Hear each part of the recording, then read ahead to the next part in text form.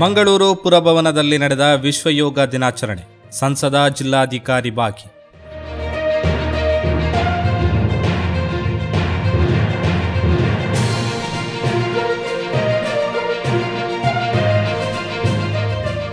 ಭಾರತೀಯ ಜನತಾ ಪಾರ್ಟಿಯ ಮಂಜೇಶ್ವರ ಮಂಡಲ ಸಮಿತಿಯ ನೇತೃತ್ವದಲ್ಲಿ ವಿಶ್ವ ಯೋಗ ದಿನಾಚರಣೆಯನ್ನು ಆಚರಿಸಲಾಯಿತು. ಕಾರ್ಯಕ್ರಮಕ್ಕೆ ಬಿಜೆಪಿ ಮಂಡಲ ಅಧ್ಯಕ್ಷ ಆದರ್ಶ್ ಬಿಎಂ, ಯತಿರಾಜ್ ಶೆಟ್ಟಿ, ಸದಾಶಿವ ಚೇರಾಲ್, ಚಂದ್ರಹಾಸ ಶೆಟ್ಟಿ, ಭಾಸ್ಕರ್ ಪೊಯ್ಯೆ ನೇತೃತ್ವ ನೀಡಿದರು.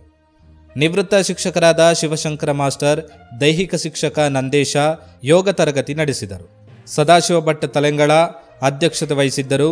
ಕೆವಿ ರಾಧಾಕೃಷ್ಣ ಸ್ವಾಗತಿಸಿ ಶಂಕರನಾರಾಯಣ ವಂದಿಸಿದರು.